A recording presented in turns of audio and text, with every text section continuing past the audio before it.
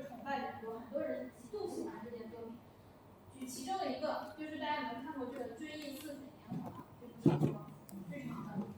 它的作者普鲁斯特，这个普鲁斯特呢，就是疯狂热爱者之一，疯狂喜欢这张画，喜欢到什么程度呢？喜欢到他除了自己去展览会现场看过2次这件作品的原作之外，他还在他的小说第5卷当中呢，把他其中的一个主人，不算主人公，但是也是一个重要人物，一个作家，写成什么？这个作家身体不太好，他这样写，他写这个作家呢，去展览会现场看到了维米尔这个盖尔斯特的风景，一激动当场死在了这张画前。这个普鲁斯特这个人有点绝啊，他用这个桥段来表达什么呢？就是他肯定不想自己死在这张画前，对不对？但是他要让他底下的人物死在这张画前，目的是什么呢？目的就是太喜欢他，喜欢到死，对不对？是的。时间嘛，非常时间，作家也很无聊。好，那我们对比一下同时代的，就是说，维米尔画到这种程度，是说他自己很厉害，还是说当时平均水平都很高，他只不过是其中一人呢？那我们就简单一点，我们找其中一件。而且这个法布里修斯呢，有传闻说维米尔曾经就是拜他为师过。那么我们假设他真的拜他为师过，或者短暂的跟他学习过。那么老师画的当时的风景是这样，那学生画的风景，我们刚刚看到了哈。对比之下，我们更加发现是什么？维米尔确实是一个天才，对不对？他有他非常独特的地方，这个咱们看不懂没有关系，一比较就懂，是吧？那维米尔对自然光的理解，就是他对室外的这种自然光的理解，已经远超当时的古代画家，或者甚至是比他名声更大、价格更高的画家，他其实已经远远超过他。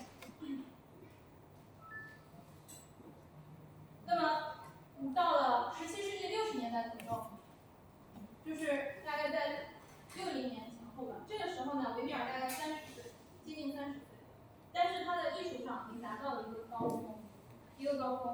1962年呢，他第一次被推举为当地的这个圣路加画会的一个会长，而且他成为当地这个行会最年轻的会长，在他之前没有这么年轻的人当选过，可见他的天才啊。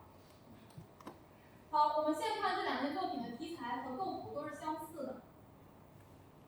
首先看左边这一件，其实从绘画的就是画面形式以及维米尔的整体风格发展来说，其实左边这张画应该是在前，右边这张画呢是之后创作的，就是基于左边这张的基础创作右边。为什么这么说呢？首先，左边这张画的构图仍然有点延续我们前面看到的那些作品，窗户、墙上的画，然后关键是桌子上的毯子以及这个椅子，看到没？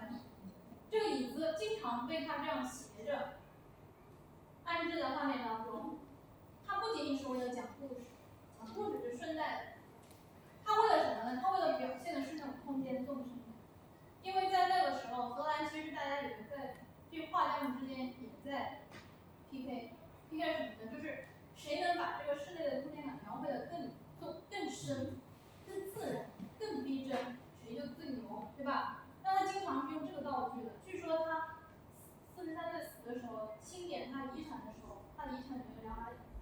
我觉得这2把椅子应该都是他的这里的备的，对吧？这是他的遗产。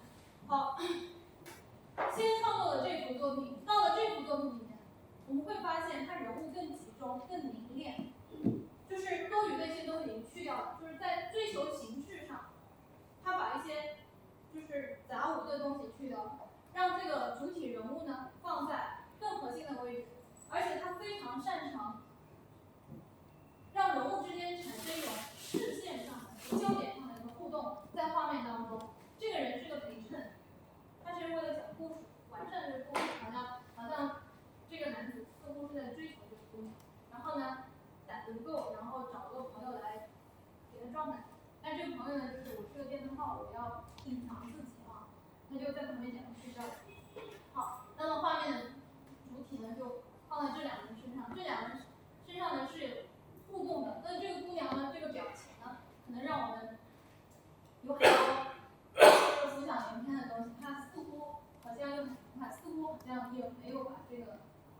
这个绅士当回事儿，是吧？不行，没称号。那么在这个作品当中，我们看到他对丝绸的表现，丝绸那种质量的表现已经驾轻就熟了。更主要的是，他这时候形成一种很细腻的画风，跟刚刚那个戴尔福特风景里面那种颗粒感粗的那种质感就完全不同了。那在色彩当中呢，从色彩角度来说呢，这个画面显得更为的明亮，